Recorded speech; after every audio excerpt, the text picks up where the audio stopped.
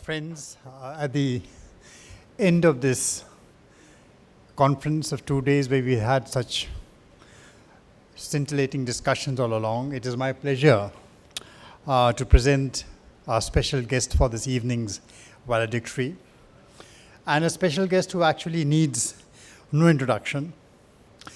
In a CyFy 2017, which was specially constructed and designed to raise issues which face the millennials, the concerns which face the millennials.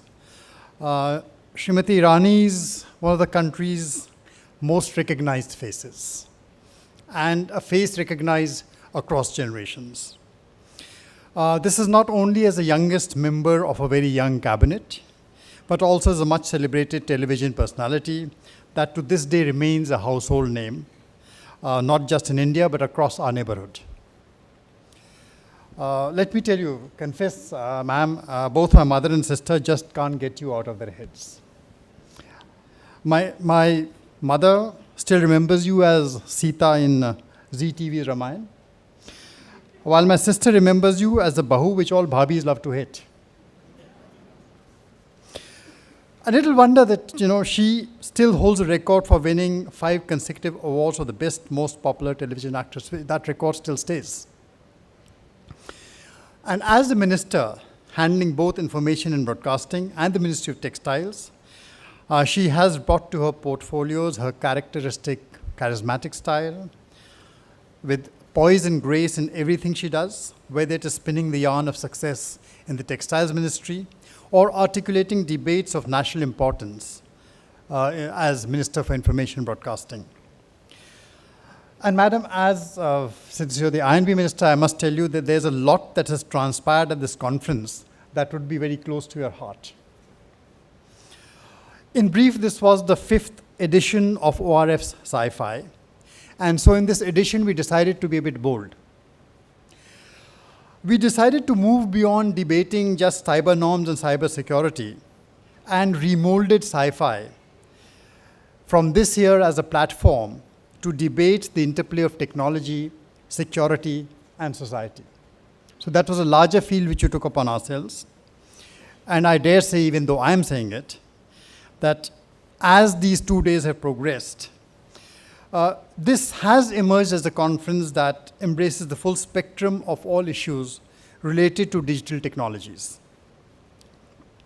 And in so breaking out, it was expected that we would also challenge the traditional organizational bureaucratic distinctions between what is I&B, what is telecom, what is information technology.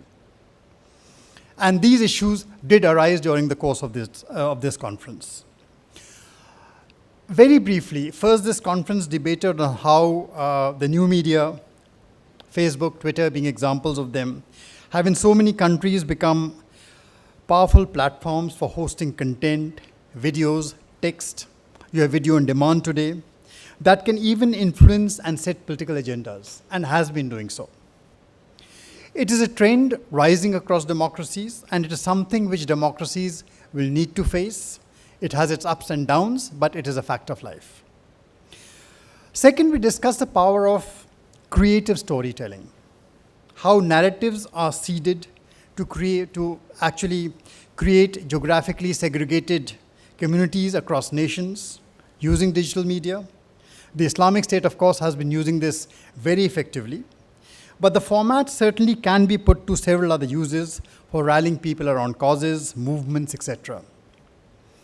Third, as the 4th industrial revolution gathers momentum, on the one hand, there are genuine fears that bots and artificial intelligence are on the verge of replacing virtually everybody, from bankers and Wall Street traders to doctors, lawyers, name it. Everyone is going to disappear, be jobless. And yet, there is one sector that will not only remain untouched, but is set to grow exponentially. And that is your sector, the sector of entertainment, which you have been part of first as a practitioner and now as a custodian. And with the advent of social media, a new wave of creativity has been unleashed that is reviving and giving life to forgotten art forms and forgotten corners.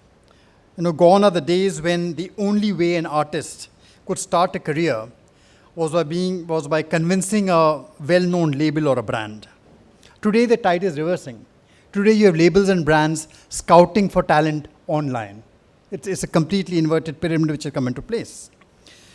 And it remains for societies, governments, entrepreneurs to utilize the full potential of this opportunity and transform the immense creativity at the bottom of the pyramid into sound economics. So finally, leading from all of these, our challenge is to position ourselves to harness the power of technology to empower and create situations so that the fourth industrial revolution can be one where the potential of the marginalized, the power of women, of the non-included, can finally come into its own. These are all debates which you are very familiar with, both intellectually and experientially, and you have been captivating audiences for most of your life. So without much further ado, I'm going to step back and leave the floor to you to let Samir conduct, which is what is going to be, I think, we've had lots of very interesting conversations through the day, but this is going to cap it all, be the best conversation of the full day. Over to you, Samir. Basically, in a more simple way, what Mr. Joshi just said was that we struggle to find answers to jobs, how to control content that promotes violence, how to prevent people from hacking our democracy and creating political outcomes they need, how to create inclusion both in gender terms and youth. And they said, let's ask the minister who's coming for all these answers. So what we could not discover in the last 2 days, we are posing to you this evening. Which is normally what women are used to. Correct. Answering questions that men can't wrap their heads around, yes. Absolutely. So the first question, of course, flows from what Mr. Joshi had mentioned, that how do you, as the INB minister, grapple with the artificial distinctions in managing content, managing creativity in a hugely digital world where borders and jurisdictions are meaningless? I think one of the biggest challenges in the opportunities that you've outlined is the intent behind that creativity. If that intent is to empower, then that is not the job of the government to intervene. In fact, it's the job of the government to facilitate more and more such constructive communication. If the intent is to create disharmony, that is when possibly the red flags should and would go up. So what is extremely essential is, and it's a very delicate balance, it's a very fine line, because who describes what is the intent behind that creativity? But I think that in today's day and age, the lines are blurred. Gone are the days where you would sit and be served a kind of entertainment, served a kind of thought process. Today, because of the digital media space, people are not only able to look at what is served, but also go out and then debate it, or for that matter, have a counter view because of the availability of so many mediums of communication. Not only between people to people, but also people have now enough access to delve into history or to delve into more points of views across the world. And I think that is one opportunity that one should be extremely grateful for. In your ministry, ma'am, you, of course, like Mr. Joshi mentioned, are also responsible in both your ministries. In some ways, you handle the largest potential workforces of the future. And especially in the digital one, how do you see the role of the ministry, or what do you see the role of the ministry to be in catalyzing this creative economy? You were mentioning animation as we were walking down, but there's a whole value chain where India can have some competitive advantage. If you look at the Indian media industry today, as per one of the reports of FICCI, it stood at a value of around $19.8 billion. By the year 2022, there's a projection that the industry will grow to around $30 billion, out of which some of the greatest pathways of growth are in the digital space. So there is an estimation that digital advertising will grow by 30%, gaming will grow by, let's say, 17%, and then VFX animation is set to grow by another 18%. The issue that comes before us today is not of legislation, because that is like a black hole. It's like a gap between Information Technology Ministry and I&B Ministry as to who is the cadre controlling or the space controlling authority. But if I leave aside that aspect of legislative challenge, what is important is, as people, as a nation, what do we have to offer in terms of our efforts to engage with this growth? So today, if you ask anybody in the gaming industry, are we just one of those aspects of the world gaming industry where we become service providers? Or are we thinking up of original content, original concepts, and then bringing it onto the world stage? I think that is one gap which not many identify, because everybody now has become very accustomed to following a set path, that, oh, X has got a job as an animator, let me get another job as an animator. One would not find many people being adventurous enough to say, what if I only looked at the design component of it? What if I think only as a designer? People would say, why? I mean, you will have a limited engagement option, in India. So even when you talk about, let's say, if I want to become a designer in the digital space, and somebody says that, how do you contribute to animation, VFX, or gaming for that matter? What have you studied? And they will suddenly say, Padna kya hai? I just have to sit there, go to one of these classes, and they will teach me how to do this, and I'll come out and I will apply myself. But if you look world over now, people in various different kinds of specializations, let's say if it's in animation, somebody's actually studying neuroscience and actually then partly then doing this aspect of studies as well. We don't have that synergy yet in our system. Because if I say that one child of mine is looking towards neurology, and also say that, can you kind of encourage that child also to look at animation or gaming, families and parents especially would look at me very funnily and say, why? I mean, wo neurologist banna chahta hai. Why would you want to drag that kid onto this design aspect? But that is now very much a part of every industry, be it not only, let's say, gaming or animation, but also textiles. Also, let's say, other industries related to the Commerce Ministry. We have a National Institute of Design, but how much of our technological interface is now strengthening that design house, that design component? So just to say that from a technology perspective, it'll only fall into the realm of I&B is actually limiting the prospects of the growth of our industry. Ma'am, you raised a very important aspect there in your intervention right now, and you said that we are not necessarily producing new formats and new programming. We are very good at taking the Who Wants to Be a Millionaire, make it into an Indian version, and various other content. Yes. One of the ready refrains offered to me by people in the sector, they tell me the problem is that if I have to ask a Shah Rukh Khan to create some product for me, or to Akshay Kumar to do something for me, I pay them market prices. They demand their rates, and on the downstream, I have a regulatory authority that decides how much do I charge. So how That's do you? a very lazy answer. Very lazy answer. It is, because The second time someone said this to me today. Well, then I hope that the first person matches notes with me, because might be from the industry with that kind of an experience, because I, as Mr. Joshi had said, have been practicing this particular vocation before I was a full-time minister or a politician, know for a fact that ultimately in a country like India, which is renowned for not only its various art forms, but also the storytelling capacity of our people. I mean, we in each of our individual homes have a nani or a dadi who would weave that fascinating tale before they would put us to bed. They would actually not read from a book. They would actually tell us something that they verbally heard from another member of their family, and carry those stories from one generation to another. And most of us here, Indians, have thrived on those stories. Now to say that a nation which has actually been brought up on different stories suddenly can't find something original enough in terms of content for its own people is, it's a oxymoron. I mean, if we can't tell different stories and concepts, who can? The only difference might be that there is a particular set number of people in the industry who feel that, yeah, मुझे इतना पैसा मैंने डाला है तो उसका return मिलना चाहिए. The difference with those people that I might have is, a creative person is never in pursuit of a balance sheet which says only profit. A creative person is always in pursuit of telling that great story, and then everything falls into place, audience falls into place, because nowadays audience is mature enough.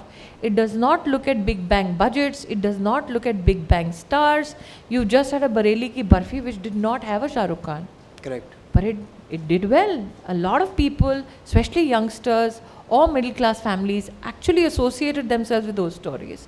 So to say that, oh, I have a set format and I have to have a star, that's a very lazy answer. Somebody who's not adventurous enough to go and explore concepts, not adventurous enough, or in fact didn't even take the pains to engage with the audience. Correct. Otherwise, we have enough actors. Stars, yes. Stars are those bankable properties. But we have enough actors, enough writers in our industry who can give us something new, something beautiful every time that they are given an opportunity. Stories to share and multiple Absolutely. stories to tell. On the stories part, I think one key issue that was raised here today, and of course even yesterday, was on how certain people have become quite strong in the art of storytelling, and in a sense storytelling for the wrong objectives. So you have violent extremism, you have recruitment of terrorists, you have brainwashing of people to do wrong things, bad things. And the bad people have become far more adept at using both technology and the art of storytelling and creating cadres that create destruction. Where are we losing out? Why are we? I think that if you look at cinema per se, over the number of years, let's say from the 70s, 80s onwards, in the 70s it had a very anti-establishment tinge to it. And you had the emergency coming, you had the Kala Patthar, you had that Amitabh Bachchan talking about Ma and Rozi Roti, and it just connected with everybody because everybody knew that, okay, to fix things, it's the underdog who's taking the brunt of the whole system, but the underdog rises and everybody's clapping in the cinema hall because ultimately the underdog wins and, you know, justice is done. Now slowly you come on, and when you're talking about violent extremism, you're suddenly coming to a time in storytelling where people are romanticizing the fact that, oh, this is a terrorist. So that is, again, a very delicate impact that it has on the consciousness, especially of the young ones who are watching. And earlier our stories were very black and white. Nowadays our stories explore the grey area as well, and that is why there's a lot of debate about, let's say, a Haider. Huge debate. Why? Because people who have suffered militancy, they don't find anything romantic about such stories. And that is where the angst comes from. And they say, why? But because we were held at gunpoint and I see nothing very beautiful about it. Similarly, women, where they say that I don't want to be mistreated on screen so that it is okay for a boy who's watching that movie to think that if you harass a woman, it's very romantic. It's not. So I think that conversations about imagery per se, be it movies, be it serials, anything in the media is now actively changing because more and more people are asking for their money's worth.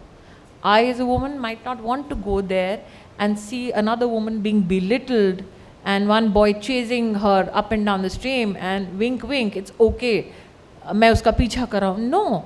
And there are many such men and women who are talking and speaking up about it. So there is an understanding that somewhere that seed of violence does get, inserted when we try to romanticize such aspects. And there are people speaking against it. And I think the best way to speak against it is not to watch it.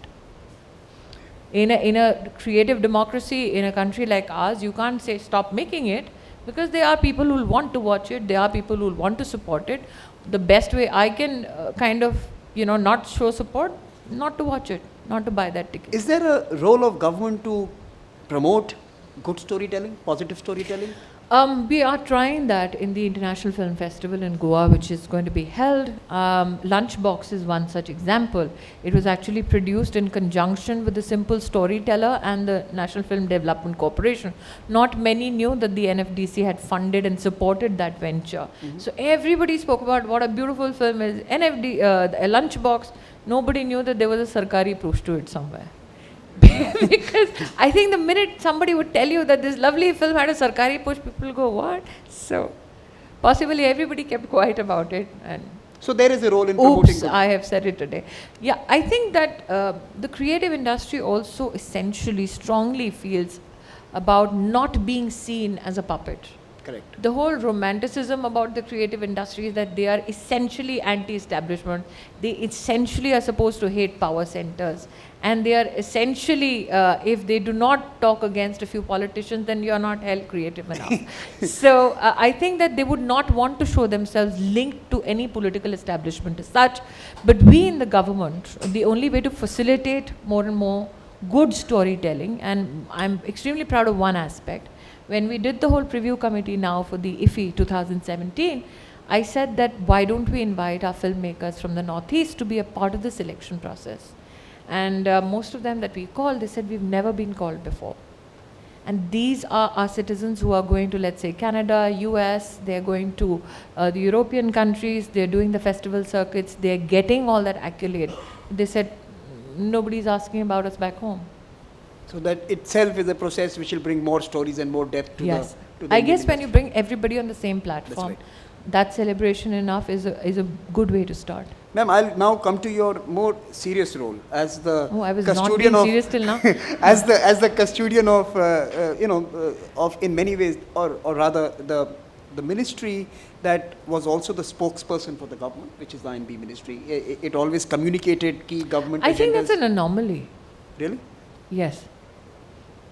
I think our job in the ministry is to facilitate communication, not only between government and citizens. It is also to facilitate a platform for creative persons in our country to bring forth their talent to the best of their abilities. To say that the INB minister is the bhopo of the government is a... No. that was not my intention. But I'm saying that certainly, I mean... The idea is to facilitate and work together. For instance, the Swachhata Hi Seva campaign that took place right now. The Prime Minister in his Mann Ki Baat himself has said that we reached out to media outlets and we said this is not a political thing to say to clean up your country. There's no election around the corner. Nobody gets votes by saying, you know, construct toilets, or nobody gets votes by saying let's not spit on the wall somewhere. So this is a constructive engagement between government and citizens, and media houses stepped up. They said we are more than happy to support. Nobody asked for some a penny or some kind of a consultancy. Nobody asked for sponsorship. They did it on their own, and this is the best example of the media stepping up and saying this is in the service of the nation and we are going to do this. Ma'am, another issue that came up 3 times in the last 2 days was around the influence of information. Yes. Or rather information peddling or propaganda on political regimes in other countries.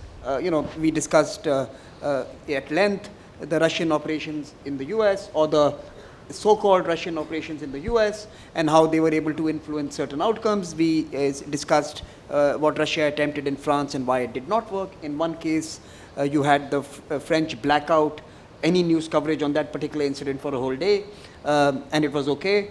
In another case, you had a far more liberal regime which allowed many people to game it.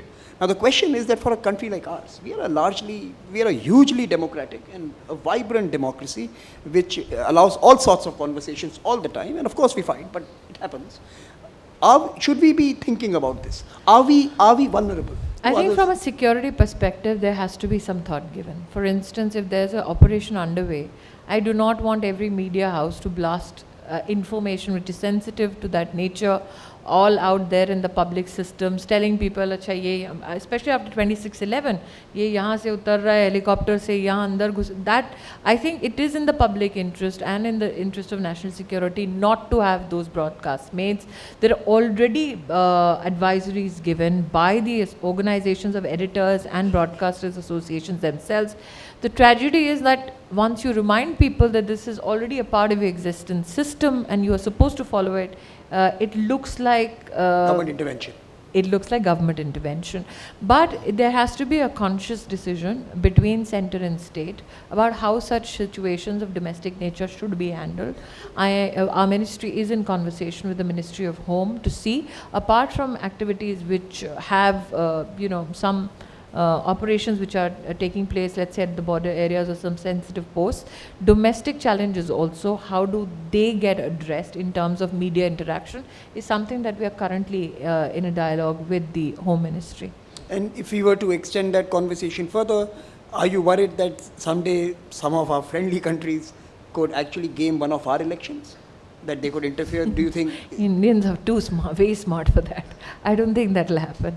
I think that in terms of there are certain sensitive things to which I can't make any declarations here, but I can only assure you that any kind of an attempt made to get into the system to kind of either get in some kind of intervention, digitally or otherwise, into our systems. We have just tested one or two things, and we've successfully managed to stop. So I will only say this, that though given the delicacy of the nature, I will not be of the thing, I will not be able to elaborate on it, but people are working on it. As the INB minister, you are also in fact, charge. Samir, I think we should be more bothered about certain people who are doing certain things domestically. So like I said, we are a vibrant democracy. Very vibrant, so vibrant. I mean, I shouldn't, as INB minister, call out on this one person, but there is a newspaper establishment which did a report, and as a woman, I'm extremely, not only appalled, I'm outraged that a dying woman was molested in Mumbai, and then very meekly goes and declares it on Twitter that sorry, oops, we were wrong. Yeah, and then it gets carried internationally, and the image that is created about India is that, oh, men in this country won't let a dying woman be, and they would molest even a dying woman. So I will appeal to the Press Council of India, because I don't want to be seen as, you know, one of those INB ministers who throws the book at the media. But this is something that we have to be very, very careful about. No, I read about this instead, and it was terrible. So the final question to you before we bring in a few people from the audience is that as the INB minister, you are also in charge, or rather you are also investing in revitalizing India's public service broadcaster, Doordarshan. So the question for you, will we have a Doordarshan International soon? Because, you know, will we have an Indian news channel which can follow us when we travel around the world? I will only say this, that the change that you expect from the public broadcaster, given that they are autonomous in nature and I can't dictate terms to them, Samir, you're trying to push me over the edge on that one. I will only say this, that we will give them what we feel is the potential that they can maximize, and it is left for them to then kind of realize that potential on their own. Excellent. So we'll bring in a few questions. I already have a couple of names with me this evening. Jane, do you want to come in first? Jane Loothole was the Deputy Homeland Security Chief in the United States of America. Thanks very much for your remarks. You've lived a fascinating career at the intersection of media and government. And all of us are consumers and citizens. We can't get enough of media, and most of us don't ever interact with government unless we have to. So what's the one thing you wish governments understood about what the media is doing that's so successfully touching our lives? And what's the one thing that you wish the media understood about the challenges that governments face? Jane, I think that to say what the media understands about the challenges of governance would be foolhardy of me, because they cover the government day and night. They know of the challenges, and there are some people who would like to feed off them. But from a government point of view, irrespective of whether they like us, they rubbish us, it is my responsibility and that of the government to ensure that we give them a platform which is free of any kind of pressure, free of fear of favor, and that is the best that we can do, because a free and a fair media is one of the biggest strengths of as big a democracy as we have in India. The fact that our media had a very, very constructive role to play, especially when democracy was threatened during the emergency, is also testimony to the power of the media. The fact, as I just told Mr. Saran, that the media stepped up and helped the clarion call given by the Honorable Prime Minister on the cleanliness agenda is again another constructive contribution by the media. Yes, we do have the media at times slipping, certain people within the media slipping, but we have a self-correcting mechanism. I think one of the best people who actually show the media the proper reflection of how they think the media should be like is the citizens of our country. And the social media has had a huge role to play. Earlier in our country, we had only one medium of interaction, one channel. Now we have multiple channels. Earlier, let's say if somebody from the preset names of journalists would write a column to give a kind of an outlook towards a piece of governance. Nobody would challenge it, that will become the holy grail. But today, because of social media, we have even college kids challenging that very narrative. And I think that is why India is one of the best places, and this is one of the best times to be in India, because our citizens manage to balance the yin and the yang, and our citizens, try to get people to be responsible enough. I mean, just this conversation I was having about this one newspaper article, which I felt is outrageous because it is a fake news which is being dished out by a daily. The course correction happened because citizens stepped up and they highlighted to that media house that this news that you've printed is fake, and the apology from that newspaper also came because there was enough pressure by Twitterati, by citizens on social media who said this is not something, irrespective of your ideological differences with the government, this is not something that we as Indians would appreciate. So given that we have that healthy environment where citizens also seek accountability not only of the government but of the media, I think that for me that is one of the biggest blessings as the INB minister. Ma'am, when you were an artist, I mean, you mentioned artists have this anti-establishment streak in them. Yes. Did you have that streak? Yes, and the Congress was in power. Excellent. Serena Chaudhary. Hi, is this working? Yeah. Good evening, Minister. Thanks for your time, first of all. I'm a journalist based in London, but I actually wanted to ask you a bit more about the creative economy, looking at India specifically, because we've been talking a little bit about job creation. And I know India's been pushing quite a lot to get out of the reliance that they have within the agricultural sector. So I wanted to ask you, with regards to the creative economy, could we be using some measures from the creative economy to specifically help, say, SMEs, for example? What measures could be taken? Thank you. I think when you talk about interaction across sectors while engaging the media, one of the biggest responses I have seen, I also have the responsibility of the textile sector in the country. Now, unfortunately for us, textile after agriculture is one of the largest employers, but when we got responsibility within this government, we saw that the last 5 years before we came into power, 50 to 55% of the schemes related to textiles were 100% surrendered. That means not a penny was used by the previous government in the sector, which meant that we've had 5 years of misgovernance as a legacy. On top of it, I'm sure you realize that once you have that 5 years of challenge thrust upon you, you do have 1-2 years extra which are added on in terms of the distress that that particular sector faces. One of our biggest thrusts that we gave to bring handlooms back into the news was just a simple hashtag saying I wear handloom. And suddenly it became a craze amongst many citizens, many media houses picked it up, and the impact of it was that people started going to those centers which were selling handloom dress materials or handloom cloth or cushion covers and saying, well, I got influenced by a hashtag and there was so much media hype about it, I want to kind of buy. And we had stores and we had weavers suddenly having sales just surge. So there are aspects where media helps facilitate growth. There are sectors where media helps facilitate attention to a challenge per se. And I think it depends best on the administrator as to how they use the media then. As an enabler, as a facilitator, media is more than happy to, kind of facilitate. Yes, it will highlight when you do go wrong in your choices, when you do go wrong in your decisions. But I think that is the course correction mechanism that any democracy enjoys and should celebrate. We'll take a couple of more questions. Those who have those can walk to the mic and introduce yourself and ask a question. Go ahead, please. You have to walk to the mic and ask the question. You always come first. I have a question. So the whole evening you reach first. Okay, go ahead. Ask. Myself, Arun Mahendru. I am a student of information security. In India, we have censor board for movies, regulatory board for television. But why don't we have any regulation and rules for? Why don't we have rules and regulations for audio, which is being released by some websites?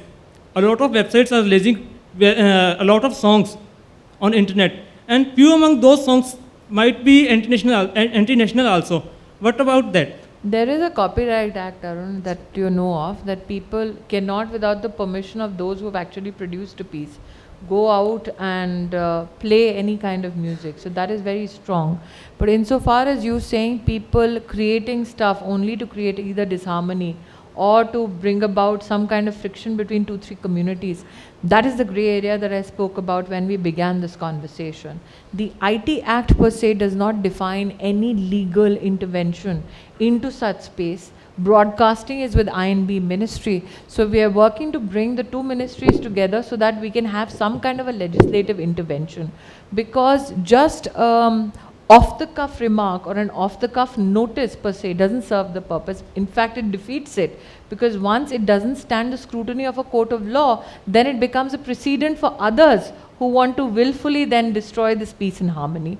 So that is why currently, apart from working with the Home Ministry as to the set protocol, let's say when there is a public disruption, or if, let's say, Section 144 is imposed on an area, what is the media's responsibility? How should the administration respond? Similarly, a similar exercise has been undertaken with the IT ministry so that we have a certain set of procedures and rules in place. Good evening, ma'am. Thank you for joining us this evening. My name is Meghna Bal, and I'm a junior fellow at the Observer Research Foundation. My question is twofold. As you know, copyright is at the center of creativity. It provides the requisite incentives for content creation. How can the government make sure that we preserve the market value of copyright in the digital space? Additionally, we have seen in niche sectors such as the sports industry that very large investments are made by content owners on the predication that they can monetize their copyright. How can we ensure that the monetization, so that the virtuous cycle of content creation and investments keeps churning? That is an issue that has to be undertaken by media professionals, especially those in the creative genre themselves, because the government's responsibility was facilitating the creation of a legislation and then ensuring that, since law and order is a state issue, to enforce it through the state administrations. But how does one quantify the value of that copyrighted material or that item is something which is left best to the industry experts and to the creative people. But for instance, I also handle textiles, and we have IP issues there. So if I want to make sure that intellectual property rights is something that my weavers can understand and fully utilize for their benefit, what we have done is ensure that at every weaver service center, we have 28 of them across the country, around 800 clusters of weavers. We have additional legal aid given free of cost to weavers who want to come up, understand it, then on the basis of GI, get something tagged.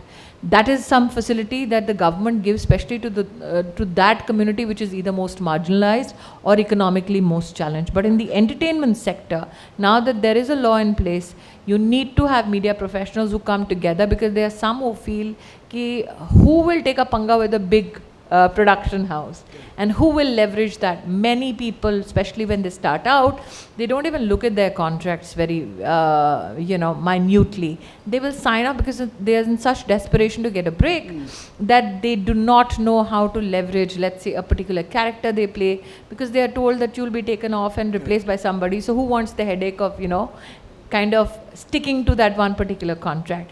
But I believe now, earlier I used to be a part of the union myself, as Samir says, Netagiri and all that came from there. I was a part of the union of actors as well as producers, because I was also one and a writer. So I've been a part of all these unions, and I saw that irrespective of the laws that we put up, it is ultimately the individual's decision as to how they want to impose it on themselves and the contracts that they sign. Ma'am, let me ask you the final question this evening. And this is, did you I want had to one ask something? gentleman Oh, go walking, ahead. yeah. Sorry. Okay. Hi, my name is Rahul, and I'm a slave in the IT industry. And I hope this is the last question for the evening. Okay. So is there any plan to revitalize Doordarshan? Yes. The answer is yes. Good. So let me, since that was a short answer, let me ask you perhaps something that will get at least 2 words from you. So, ma'am, we discussed this, and this is something that again was discussed at CyFy. Is the digital medium bringing out a degree of polarization in the US, Europe, Asia, perhaps even in India? Or is it us as a society that is whose attitudes are now being reflected on the media? That's something the media would love to hear. It's not us. It's them. I think it's like a chicken and egg situation. They will create a issue, when I say they, I mean I'm very much a part of it. We'll create an issue. There will be a reaction, and then the media will say, "See, there's a reaction. That's why we're reporting it." And then we will react on that reaction. There'll be another report, and then they'll go and thrust a mic and say, "Do you have a reaction?" So it's like a chain. But I think, Samir, the antagonizing debates that we have, And this is global, huh? This happens everywhere. and it has less to do with technology, more to do with us as people. How many people today in this audience today have actually let go of their phones and actually engaged in a conversation with each other? So that is where the solution lies. Only 5 of you get dinner today. But I think it's more about sitting together as communities and thrashing out issues, having a conversation. Technology gives you that space where you can be that nameless, faceless person who will just take out all your anger at the system, at your own life, and just find a target and just do it. The idea is to engage, but also have the ability to forgive. It is not like I'm not trolled every day. I am. I mean, trolling is so weird that somebody actually said something on Twitter today about some government policy and then did hashtag lose weight. I'm like,